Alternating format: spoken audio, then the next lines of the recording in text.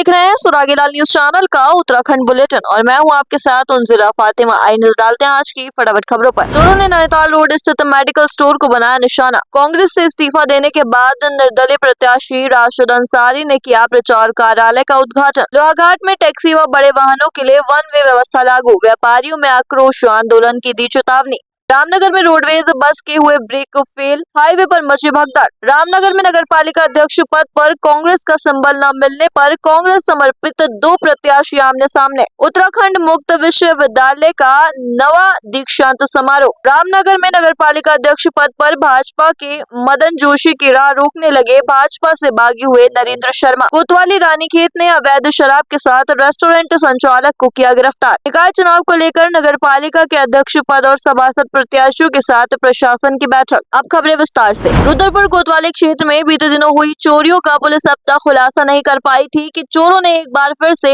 Police को चुनौती दी है। शनिवार देर रात चोरों ने नैनीताल रोड स्थित मेडिकल स्टोर को निशाना बनाकर उसमें रखी 15,000 रुपए की नकदी, एक लैपटॉप और सीसीटीवी कैमरे का डीवीआर चोरी कर लिया। सूचना पर पहुंचकर पुलिस ने मामले की जाँच शुरू कर दी है। संवाददाता दुर्गेश तिवारी की रिपोर्ट।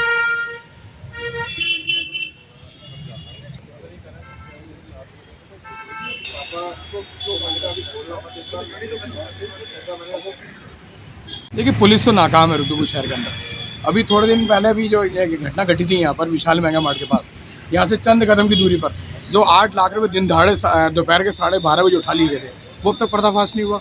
हमारे अग्रसेन चौक में मोबाइल की दुकान पर 8 लाख रुपए के जो सामान मोबाइल वगैरह चोरी थे, वो आज तक नहीं खुला। हमारे RR क्वार्टर के अंदर लगातार 2 बार चोरी हो चुकी है, वो नहीं खुला। आज ये चोरी होगी। पुलिस है कहाँ पर? हम बार बार कहते हैं सर्दी के दिन है, ये कोहरे का टाइम होता है, सब कुछ होता है, लेकिन पुलिस का रात को दिखती नहीं, कोई गश्त नहीं होती। तो पुलिस है कहाँ पर? इतना बड़ा हेडक्वार्टर है रुद्रपुर शहर का, जिला मुख्यालय होने के नाते यहाँ पर तो फोर्स ज़्यादा होनी चाहिए। लेकिन हम तो 10 बार कह चुके हैं, ना तो SSP साहब को समझ आ रहा है, ना CO साहब को समझ आ रहा है, ना कोतवाल को समझ आ रहा है, कि समझ ही नहीं आ रहा। आप तो वही गांव देहात की तरह काम कर रहे हो, जहाँ पर 8-8, 10-10 वहाँ पर है, यहाँ 8-10 है नहीं। यहाँ पर यहाँ 4 कर्मचारी टोटल है दिनों रात काम करने के लिए। तो मैं इस बात के लिए बहुत नाराज। हम लोग लगातार घटनाएं घटती है, लेकिन खुलासा नहीं हो रहा। तो कुल मिलाकर इनको खुलासा करना पड़ेगा, नहीं तो हम लोग इनके खिलाफ अनिश्चितकालीन बाजार बंद भी करेंगे और वहाँ धरना प्रदर्शन भी करेंगे। आज क्या क्या चोरी हुआ यहाँ से? देखिए, प्रियंका मेडिकल स्टोर पर सुबह अभी लगभग 8:30 बजे यहाँ दुकान पर आते हैं, तो दुकान का ताला, दोनों ताले टूटे थे। ताले के साथ साथ DVR, जब अंदर जाके देखा तो DVR भी नहीं था, लैपटॉप भी नहीं था, और गले में लगभग 15,000 रुपये कैश थे, वो भी गायब हो गए। तो ये लगातार इतनी दुस्साहस की बात है। और पड़ोस में यहाँ पर एक चौकीदार बैठा रहता है, तो ये बहुत बड़ी बात है। और नेशनल हाईवे, यहाँ पर हजारों गाड़ियाँ रात में भी चलती हैं, दिन में तो 10,000 चलती होंगी, और रात में हजारों गाड़ियाँ चलती हैं। उसके बावजूद लगातार रुद्रपुर शहर के अंदर चोरी हो रही है। ये बहुत बड़ी घटना है। चोरी घटना का कोई खुलासा नहीं हो रहा। पिछले 2 महीने में, दीपावली से पहले से लेकर अब तक 2 महीने के अंदर लगभग 4-5 घटना हो चुकी, किसी भी खुलासा नहीं हुआ। खबर जनपद उधम सिंह नगर के खटीमा से है, जहां नगर पालिका खटीमा में अध्यक्ष पद के लिए निर्दलीय प्रत्याशी राशिद अंसारी ने आज अपने चुनाव कार्यालय का शुभारंभ किया। इस अवसर पर निर्दलीय अध्यक्ष पद प्रत्याशी राशिद अंसारी का कहना है कि खटीमा शहर में वेंडर जोन बनाना, नाली निकासी और खटीमा में पार्किंग की व्यवस्था करना, खटीमा में जाम से छुटकारा दिलाना, नगर क्षेत्र में CCTV कैमरे लगवाना, शहर के बीच रहने वाले नालों की हर 6 माह में सफाई करवाना उनकी मुख्य प्राथमिकता रहेगी। है और मैं अपनी जीत के प्रति पूरा आश्वस्त हूँ। मैं इसलिए आश्वस्त हूँ कि मैंने पिछले 10 सालों से नगर पालिका में सभासद के प्रतिनिधित्व के तौर में जनता की सेवा की है। पिछले 20 सालों से मैं तहसील में बैठ कर जनता के छोटी छोटी समस्याओं को लेकर लगातार आंदोलनरत हूँ। मैंने जनता के बीच में रहकर जनता का काम किया है। मैंने गरीब व्यक्ति को उसका हक दिलाने का काम किया है। मैंने हमेशा खटीमा की जनता के लिए सजग रहकर विकास करने का काम किया है। खटीमा की जनता को मजबूत करने का काम किया है। मैं बहुत ही अपने किए गए कार्यों से, अपने विकास के कार्यों से और जनता के लिए के कार्यों से को लेकर मैं जनता के बीच में हूं, और मेरा विश्वास है कि जनता का आशीर्वाद मुझको वोट के रूप में मिलेगा। यदि आप मेरी नगर पालिका में सबसे बड़ी अध्यक्ष बनने का पहली प्राथमिकता रहेगी खटीमा को पार्किंग की व्यवस्था करना, खटीमा को जाम से मुक्त कराना, खटीमा के लिए वेंडर जोन की व्यवस्था करना, खटीमा में महिला सुरक्षाओं को लेकर CCTV कैमरे लगवाना, खटीमा में शौचालय की स्थापना करना, खटीमा के शहर के बीचों बीच में बहने वाले नालों की प्रत्येक 6 महीने में सफाई करवाना, उनको बिल्कुल उस नालों के ऊपर वेंडर जोन की व्यवस्था कराना। सरकार से काम करने का तरीका पिछले 10 सालों से मैंने करता चलाया हूँ, कर रहा हूँ। किस तरीके से काम करा जाता है ये अनुभव है मुझे, और मैंने हमेशा काम किया है। जिस वार्डों में मैं सभासद रहा हूँ वहाँ की जनता के बीच में आप जाकर सुविधाएं चाहिए होती है, राशन कार्ड चाहिए होता है, पेंशन चाहिए होती है, आवास चाहिए होते हैं, और ये दोनों राष्ट्रीय दलों के जो प्रत्याशी है इन दोनों में से किसी का भी एक भी अनुभव नहीं है कि जनता के बीच में रह के उन्होंने काम करा हो। देखिए, कांग्रेस के सक्रिय कार्यकर्ता के रूप में मैंने पिछले 20-25 सालों सेवा करी, और कांग्रेस पार्टी में रह के जनता की सेवा करी। मैंने पार्टी की सेवा करी वो अलग बात है, लेकिन जनता के बीच में हमेशा रहा मैं, और मुझे पार्टी ने उम्मीदवार नहीं बनाया, ये उनकी अपनी सोच होगी, मैं इसमें उनको ऊपर कोई टिप्पणी नहीं कर। लोहाघाट नगर की यातायात व्यवस्था में पुलिस ने बड़ा बदलाव किया है। पुलिस ने टैक्सी व मालवाहक वाहनों के लिए नगर में 2 दिन पहले 1 वे ट्रैफिक व्यवस्था लागू कर दी थी। एसएचओ लोहाघाट अशोक कुमार ने बताया, उच्च अधिकारियों के निर्देश पर नगर की यातायात व्यवस्था को सुचारू रखने के लिए सुबह 9 बजे से शाम 4 बजे तक स्टेशन में वीर कालू सिंह चौराहे से मीना बाजार की ओर कोई भी टैक्सी व मालवाहक वाहन संचालित नहीं होंगे। संवाददाता लक्ष्मण बिष्ट की रिपोर्ट। लक्ष्मण भाई, मैं आपको बताऊं कि इस बीच में जो हमारे नगर का व्यापार है वो काफ़ी हद तक इस नई ट्रैफिक व्यवस्था से प्रभावित हो गया है। आज समस्त व्यापारी हम लोग एसएचओ लोहाघाट अशोक कुमार जी के पास आए थे, इनसे आग्रह किया था कि किसी तरह से इस व्यवस्था में सुधार लाया जाए। देखिए, आप अगर किसी ट्रांसपोर्ट की गाड़ी या किसी व्यापारी की गाड़ी को ये ऑर्डर करें कि 4 बजे उतरना स्टार्ट होगी, तो क्योंकि सर्दियों का समय है, 5:30 बजे अंधेरा हो जाता है, तो आप ये बताइए कैसे व्यापार हो पाएगा। दिन भर तो आदमी खाली बैठे हैं और 4 बजे उसको समय दिया जाता है कि आप गाड़ी अनलोड करो। जो हमारे ये ट्रांसपोर्ट वाले हैं, इन्होंने उस वाहन को जगह जगह ले जाना पड़ता है। कम से कम एक गाड़ी उतरने में 4 से 5 घंटे का समय लगता है। तो ये हमें इस जो ये नई व्यवस्था है इसमें हमारी सहमति नहीं है। यही आग्रह करने के लिए हम एसएचओ साहब के पास आए। अगर उठाएगा व्यापार मंडल आगे भूमिका बड़ी है व्यापार मंडल की, अगर ये बात नहीं मानी गई तो हम हमारे जो एसपी महोदय हैं, हम उनसे मिलने का प्लान बना रहे हैं। लोहाघाट के सभी व्यापारी सहमत हैं कि एसपी साहब से एक बार इस बारे में वार्ता की जाए। ठीक, धन्यवाद। व्यवस्था अगर की जाती है तो हमको भी संज्ञान में लिया जाए, व्यापारियों की दिक्कतों को भी देखा जाए। आज व्यापारियों की यह स्थिति हो गई है कि इनको न तो कहीं पर कोई खड़ी करने के लिए कोई जगह, वाहन खड़ी करने के लिए कोई ऐसी पार्किंग मिल पा रही है, और नहीं कोई समय मिल पा रहा है कि लोडिंग अनलोडिंग हो, और बहुत उसका सामना करना पड़ा है व्यापारी को। एक स्टेशन से एक मीना बाजार तक अगर कोई एक नग सामान का लाना है, उसकी कीमत ही इतनी ज़्यादा किराया देना पड़ रहा है, और जबकि रोड की व्यवस्था है, और अगर समाधान किया जाए तो गाड़ी भी खड़ी हो सकती है, ट्रांसपोर्ट का भी एक समय निर्धारित हो सकता है। लेकिन बार बार मीटिंग करने के बाद भी प्रशासन पता नहीं किस दबाव में आकर के फैसले ले रहा है। रोज नित्य नए फैसले हो रहे हैं, जबकि पिछली बार कई बार मीटिंगें हुई है, उसमें समझौता हुआ है, समाधान हुआ है। लेकिन ये दुर्भाग्य की बात है कि बार बार व्यापारियों को परेशान होना पड़ता है और रोज ये मीटिंगों के चक्कर काटने पड़ रहे हैं। हम चाहते हैं कि उच्च अधिकारियों के साथ बैठ करके एक ऐसा समाधान निकले जिससे कि लोहाघाट नगर के व्यापारियों अपनी आजीविका अच्छी तरह से चला सके। आपको बता दें, शनिवार की दोपहर नेशनल हाईवे 309 रामनगर काशीपुर मार्ग के कोतवाली के समीप उत्तराखंड परिवहन निगम की रामनगर डिपो की एक बस के अचानक ब्रेक फेल हो गए, जिसके बाद बस सड़क किनारे खड़े एक बिजली के पोल से टकरा गई। घटना के बाद मौके पर सड़क से गुजर रहे लोगों ने जहां एक और भागकर अपनी जान बचाई, तो वहीं बस की चपेट में आने से अमरूद से भरा एक रिक्शा एवं 2 बाइक तथा एक स्कूटी क्षतिग्रस्त हो गई। संवाददाता राजीव अग्रवाल की रिपोर्ट।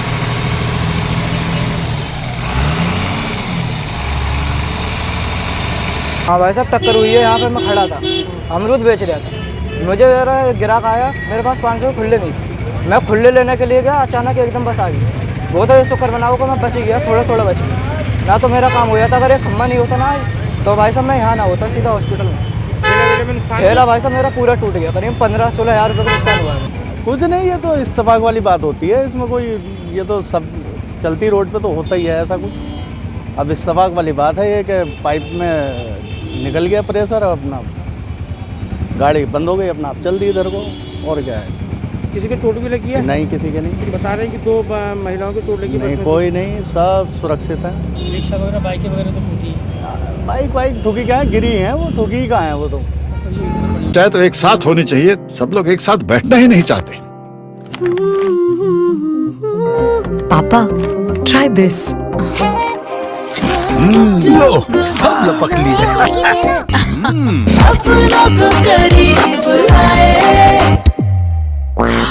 ये क्या हाल कर दिया है रूम का? बस कल से चाय मेरे रूम में। देवर पान नमकीन। उत्तराखंड में होने वाले निकाय चुनाव को लेकर कांग्रेस हाईकमान द्वारा रामनगर में पार्टी की आपसी गुटबाजी के चलते रामनगर में नगरपालिका अध्यक्ष पद पर सिंबल नहीं दिया गया। इस सीट को ओपन घोषित किया गया है। इसके बाद से अब रामनगर में कांग्रेस के 2 गुट चुनाव मैदान में उतरे हैं। कांग्रेस के वरिष्ठ नेता एवं पूर्व विधायक रंजीत सिंह रावत द्वारा नगरपालिका अध्यक्ष पद पर भुवन चंद्र पांडे को प्रत्याशी बनाया गया। इसके बाद से कांग्रेस के नगर स्तर के संगठनों द्वारा उनका समर्थन किया जा रहा है। संवाददाता राजीव अग्रवाल की रिपोर्ट। कुछ नहीं है। रामनगर का चुनाव, रामनगर में बार बार हर मंच हर फोरम पे कह रहा हूँ, नगर Congress committee, block Congress committee, Maldhan Congress committee, महिला कांग्रेस कमेटी सब एक मत से एक स्वर से मुझे चुनाव लड़ा रही है और हम सब ने रंजीत रावत जी के हाथ को मजबूत करना है, कांग्रेस की विचारधारा को आगे बढ़ाना है। आज हम कानिया क्षेत्र में हैं। यहाँ हिंदुस्तान में पहली मिसाल नगर पालिका ने, यानी इस सरकार ने, चुनी हुई सरकार, नगर पालिका में इस समय सरकार नहीं है, पिछले डेढ़ साल लगभग हो गए हैं। इस बीच पहली बार खेती की ज़मीन पर हाउस टैक्स लगाया है और वो हाउस टैक्स हजारों लाखों रुपए में है, जबकि हमारे पुरखों ने, हमारे पूर्वजों ने कोसिया से की पट्टी, कोसिया से आके पट्टी फलदा कोट से आके और आपके बेताल घाट क्षेत्र से आके हमारे सोनामधन्य बेलवाल साहब, सोनामधन्य देवीदत्त सेठ जी, हमारे लूना करगेत से आके करगेती जी, टना पीपल कोट से आके हमारे मेहरा जी, पिलखोली जैनोली से आके हमारे लोग मेहरा जी, पांडे कोटा से सोनामधन्य हमारे भारत नंदन पांडे जी, अंबादास सती जी ने आके इस क्षेत्र को, जो जंगल था, बीहड़ था, उसको उपजाऊ बनाया। आज यहाँ कुछ हो रहा है तो सरकार की नज़र हमारी ज़मीनों पे है। हिंदुस्तान के इतिहास में मैं आपको दावत देता हूँ, किसी भी क्षेत्र में कृषि की ज़मीनों पर कोई टैक्स नहीं है। यहाँ हाउस टैक्स लगाया है और इसी सरकार ने लगाया है। मैं उस काम को उस समय देख रहा था, लेकिन मुझे बाईपास करके और वो गजट नोटिफिकेशन की श्रेणी में आ गया था, लेकिन उसे किसी तरह हमने रुकवाया है। जैसे ही हम आएंगे सबसे पहले उसे ख़त्म करें। जी, उम्र के ऐसे पड़ाव में हैं कि उनकी मरम्मत ज़रूरी है, वो उनको मजबूत करें तो अच्छी बात है। चुनाव कांग्रेस के एजेंडे का चुनाव है, विकास का चुनाव है। रामनगर में जो 90% से ज़्यादा भूमि विभिन्न वर्गों में है, जिनमें मालिकाना हक लोगों के पास नहीं है, चाहे वो नजूल है, चाहे वर्ग 6 है, वर्ग 10 ख है, उन सब के विनिमतीकरण की प्रक्रिया को आसान बनाना और रेटों को सरल करना, ये हमारी प्राथमिकता होगी। उससे हम सरकार से और क्या से लड़ेंगे। और जो शहर में सीवर लाइन अभी तक नहीं पड़ी है, उसके लिए लड़ेंगे। शहर में जो स्वास्थ्य की हालत खस्ता है और जो कैंडिडेट हैं बीजेपी के, उन्होंने पीपीपी मोड को फिर 3 महीने के लिए बढ़ा दिया है। किस तरह से वो मुख्यमंत्री के पास पीपीपी मोड के संचालक को लेके गए, वो भी पर्ची आप भी लोगों ने, मीडिया वाले ने वायरल की है। तो हम नगर पालिका की तरफ से एक अस्पताल का संचालन रामनगर में करना सुनिश्चित करेंगे। हमारे जो कैंडिडेट हैं उनका अपना एजेंडा है कि हम रामनगर में स्टेडियम की भी स्थापना करेंगे और जो है महिलाओं के लिए स्किल डेवलपमेंट के सेंटर चलाने का काम करेंगे। बिजली, पानी, सड़क, नाली तो करनी ही पड़ेगी। सफाई व्यवस्था पे ज़्यादा जोर देना पड़ेगा। तो हमारा चुनाव जो है विकास का है। हमें जो संस्कार में मिली है इज्जत है, इज्जत करनी, मान सम्मान करना, शहर का विकास करना। अभी आप देखिए, हमने पानी की कितनी बड़ी योजना यहाँ चलाई थी। 80 फुट पर पानी बिना मोटर के जा रहा है। अभी हमारी योजना जो है, आप देखिए, वो घर घर गैस पाइपलाइन, सिलेंडर का काम नहीं, वो हमारा काम चल रहा है। और हमारे साथ ऐसे ऐसे कद्दावर लोग, निशांत बाबू बैठे हैं, ताइब भाई बैठे हैं, हमारे पुष्कर दुर्गापाल जी हैं, मौलाना हैं, शरद भाई साहब ने उद्घाटन, हमारे गोयल साहब बैठे हैं, हमारे सत्यवली जी बैठे हैं, मुन्ना भाई बैठे हैं, और हमारे शिल्पू, हमारे बेटे बैठे हैं, और हमारे शेरदा भी बैठे हैं, जैन साहब भी बैठे। तो ये तमाम लोगों का एक मजमुआ है। इसी से हम कामयाबी, कामरानी अता फरमाएंगे। अल्लाह ताला हमें इसकी हौसला दे, ईश्वर हमें इतनी ताकत दे कि हम इस इलेक्शन को साथ खैरियत के, कोई टेंशन वेंशन ना हो, हम शहर की फ़ज़ा को पहले देखें। मैं ये भी कहना चाहूँगा इसके साथ साथ कि हमारे सरपरस्त, हमारे इस लेवल के नहीं उत्तराखंड के बल्कि इंडिया लेवल के जो नेता हैं, हमारे हरीश रावत का हाथ हमारे सर पे है और मेरा चुनाव निशान वायुयान है, जहाज़। ज़्यादा से ज़्यादा लोगों से अपील करूंगा कि इस पर मोहर लगा के मुझे नहीं, खुद को कामयाब बनाएं। उत्तराखंड ओपन यूनिवर्सिटी का आज नवा दीक्षांत समारोह आयोजित हुआ। राज्यपाल गुरमीत सिंह ने इस दीक्षांत समारोह में बतौर मुख्य अतिथि शिरकत की। इसके अलावा सचिव उच्च शिक्षा रंजीत सिन्हा भी कार्यक्रम में मौजूद रहे। दीक्षांत समारोह में डॉक्टर हेमचंद्र को मानद उपाधि से सम्मानित किया गया। संवाददाता दीपक अधिकारी की रिपोर्ट।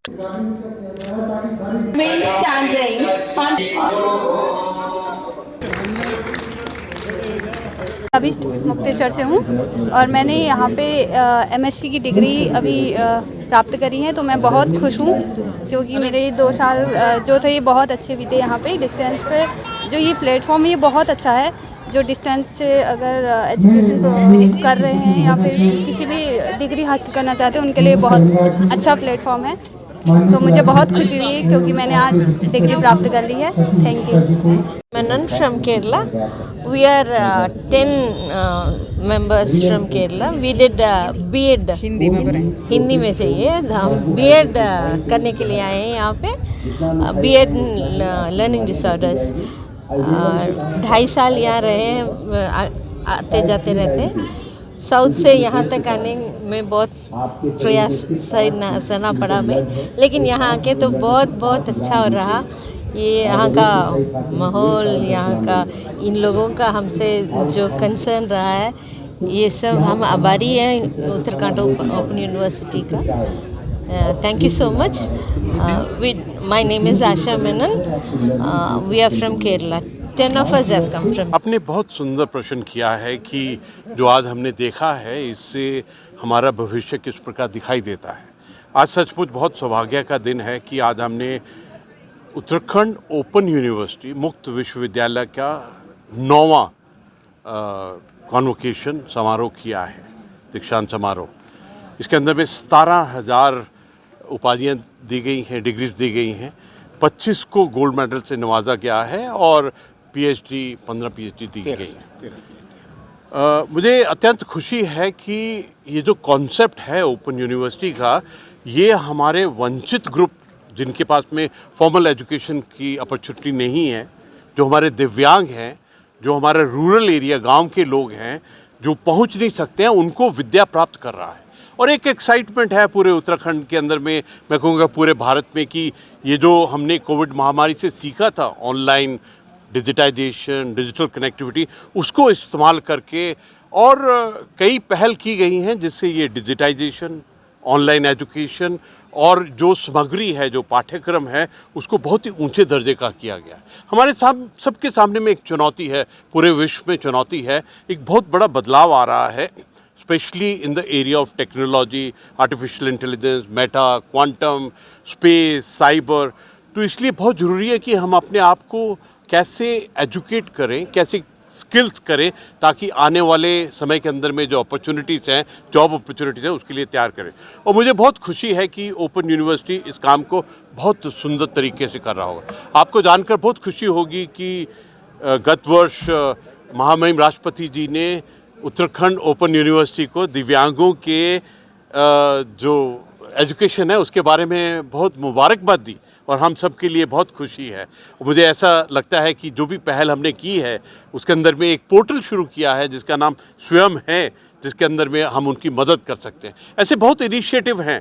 मैं तो हर एक भारतीय को, हर एक उत्तराखंडी को कहूँगा that please use a beautiful opportunity that is the open university. मैं हर एक सैनिक को, मैं हर एक महिला को ये कहना चाहता हूँ कि आप घर में बैठकर अब ये एजुकेशन कर सकते हैं। आज का जो सबसे बड़ी प्रसन्नता थी वो ये थी कि हमारी बेटियाँ, उन्होंने तो कमाल किया है जिस प्रकार, और हमारी 2 बेटियाँ ऐसी थी जिन्होंने 3 मेडल जीते हैं। तो मुझे तो उनको देखकर ऐसा विश्वास होता है कि भारत को आने वाले समय में, हमारी युवा आने वाले समय में जो हमारे सपने हैं, राष्ट्र के सपने 2047 कि किस प्रकार हम विकसित राष्ट्र, आत्मनिर्भर भारत और विश्व गुरु जो स्थान हमारा स्थान है उसको किस प्रकार ग्रहण करें। मैंने आज एक और रिक्वेस्ट किया है रिक्वेस्ट किया, हम सब इकट्ठा होकर संकल्प किया है कि हमको आने वाले समय में बहुत मेहनत करनी पड़ेगी।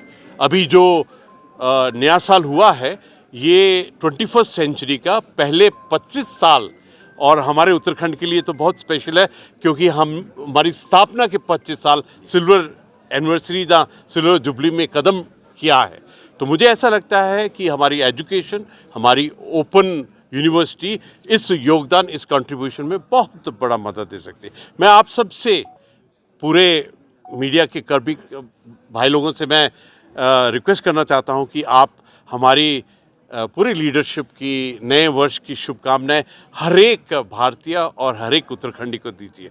और अत्यंत खुशी होती है जब पूरा राष्ट्र, पूरा समाज, पूरा परिवार इकट्ठा होकर एक सपना देखता है कि आने वाले समय के ऊपर में भारत को किस प्रकार डबल डिजिट ट्रिलियन इकॉनमी के अंदर में जाना है। उसके लिए हम सबको योगदान करना पड़ेगा और योगदान करने के लिए अपने आप को एजुकेट करना बहुत ज़रूरी है। और मुझे ऐसा लगता है कि ये जो एक अपॉर्चुनिटी है, ये जो विकल्प है, ये जो एक अवसर है ओपन यूनिवर्सिटी का, इसको आप पूरे परिवार के साथ साझा करेंगे तो बहुत खुशी होगी। रामनगर नगर पालिका अध्यक्ष पद के चुनाव को लेकर जहां एक भाजपा प्रत्याशी एवं पार्टी इस बार नगर पालिका में पहली बार कमल खिलाकर इतिहास रचने की बात कर रही है, तो वहीं पार्टी प्रत्याशी के विरोध में आज भी पार्टी के ही कुछ नेता सोशल मीडिया पर जमकर बयानबाजी कर रहे हैं। तो वहीं भाजपा से बगावत कर निर्दलीय चुनाव लड़ रहे पूर्व में भाजपा के वरिष्ठ नेता रहे नरेंद्र शर्मा भी भाजपा प्रत्याशी की इस राह को रोकने में लगे हुए हैं। संवाददाता राजीव अग्रवाल की रिपोर्ट।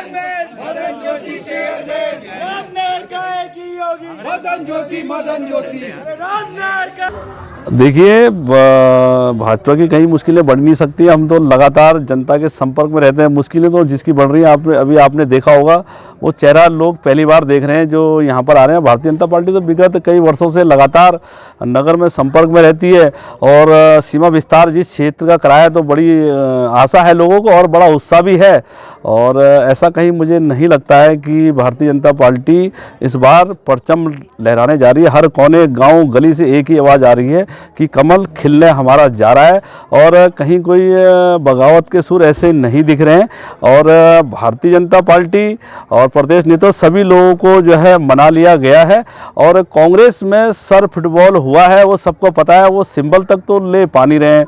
ठीक है, कांग्रेस का एक अलग कार्यालय खोल गया। भ्रष्टाचार के दोनों एक दूसरे पर पार्टियां आरोप लगा रही है और नगर पालिका विकास से कोसों दूर है। और भ्रष्टाचार को लेकर कैसे मदन जोशी को रोका जाए, केवल सब अपनी जो है टक्कर मदन जोशी से बता रहे हैं और कैसे हम मदन जोशी को रोकें, इसी को लेकर सभी लोग विकास को ना कहकर मैं क्या करूंगा इसको ना कहकर खाली मदन जोशी को कैसे रोका जाए तो फेसबुक में ये लोग माहौल बनाते हैं। तो जनता सब समझती है, जनता को पता है, जो आरोप लगाते हैं सबको पता है कि मदन जोशी ने क्या काम कराए। वही काम बंद करे हैं, वो आज तक बंद है, वो कभी खुल ही नहीं सकते। तो ये तो सबको पता है, जनता को पता है कि फेसबुक के नेता कभी धरातल पर नहीं आते और जनता तो धरातल पर रहती है, वो फेसबुक ज़्यादा चलाती भी नहीं है। और आपको दिखेगा कि जो मतदान के दिन कमल का फूल पे मोहर और ऐतिहासिक जीत रामनगर में होने वाली है फेसबुक के नेताओं। देखिए, मैंने आज चुनाव प्रचार की जो है शुरुआत जो है अपने देश के अमर शहीदों को, अपने उत्तराखंड राज्य आंदोलन में जो अमर शहीद हुए थे उनको श्रद्धांजलि अर्पित करने के साथ की है। आपने प्रश्न किया कि जो है लोग अपने जीत का दावा कर रहे हैं और मैं तो जो है अपनी जीत से ज़्यादा जो है जनता की जीत का दावा कर रहा हूँ कि इस बार जो है रामनगर के नगर पालिका चुनाव में कोई दल नहीं जीतेगा, कोई बल नहीं जीतेगा। अगर जीतेगा तो जनता जीतेगी और जनता जो है का चुनाव चिन्ह जो है इस बार जो है टॉर्च रहेगा। वो जो है सबको जो है आईना दिखाएगी इस बार। देखिए, ये केवल जनता को भ्रमित करने वाले जो है नारे हैं। जनता को भ्रमित करना है कि ये करें, ये लहराएंगे, वो लहराएंगे, ये सब बेकार की बातें हैं, बेफिजूल की बातें हैं। जनता सब जानती है इन चीज़ों को कि आने वाले समय में कि ऐसे लोगों को अगर कहीं नेतृत्व मिल गया, इस शहर की दशा और दिशा कितनी विकराल हो जाएगी इसका जनता को सब अंदाज़ा है। और अगर जनता के हाथों माध्यम से जो है सत्ता आई और जो है मुझे अगर उस जनता ने आशीर्वाद दिया तो निश्चित तौर पर आपको मैं आश्वस्त करना चाहता हूँ, रामनगर की जनता को आश्वस्त करना चाहता हूँ आपको जो है ये शहर शांति प्रिय मिलेगा, आपको ये शहर नशा और जुआ मुक्त मिलेगा, आपको ये शहर विकास युक्त मिलेगा। चाहे तो एक साथ होनी चाहिए, सब लोग एक साथ बैठना ही नहीं चाहते। पापा ट्राई दिस। लो सब लपक लिए।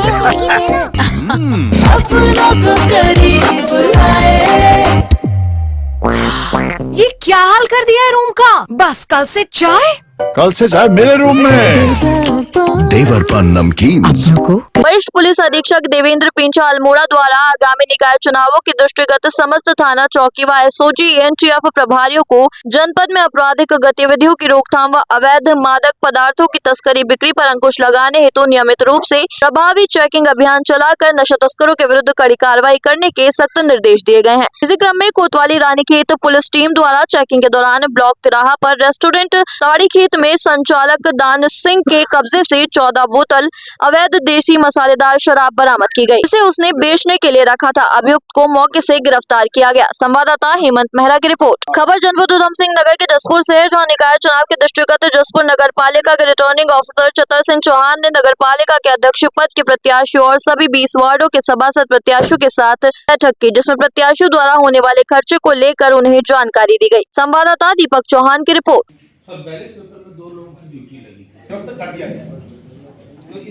आज देखिए, आज सभी प्रत्याशियों के साथ जसपुर में बैठक की गई है। इसमें नगर पालिका के सभी प्रत्याशी और जो हमारे कक्ष है, वार्ड है, उनके सभी प्रत्याशी उपस्थित थे। उनको हमने आचार संहिता के बारे में पूरा डिटेल में सारी चीज़ें बता दी कि किस चीज़ का पालन आपको करना है, क्या क्या निर्देश है माननीय राज्य निर्वाचन आयोग के। इसके अलावा जो अभ्यर्थियों ने जो अपना व्यय है, खर्चा है, उसको भी मेंटेन करना है। उसके संबंध में भी डिटेल में आज बैठक में सभी प्रत्याशियों को बता दिया गया है। इसके जो नोडल है हमारे ट्रेजरी अफसर, उनके द्वारा भी डिटेल में बताया गया कि जो व्यय है, खर्चा है प्रत्याशियों का, उसकी सीमा क्या है और उनको रजिस्टर को किस तरह से मेंटेन करने और कितने बार उन रजिस्टर का अवलोकन नोडल अधिकारी से कराना है। हाँ जी, देखिए, अध्यक्ष पद के लिए क्योंकि यहाँ 20 वार्ड है, तो यहाँ पे जो लिमिट है 8 लाख की है और जो सभासद की लिमिट है खर्चे की वो 80,000 है। देखिए, उसमें आचार संहिता के उल्लंघन के लिए जो नियमानुसार जो भी प्राविधान है, उसमें बीएनएस के प्राविधान है और राज्य निर्वाचन आयोग के द्वारा समय समय पर जो निर्देश दिए गए उसके क्रम में उसमें कार्रवाई की जाएगी। आज के लिए बस इतना ही। ऐसी सभी खबरों के लिए जुड़े रहिए सुरागीलाल न्यूज चैनल के साथ। धन्यवाद।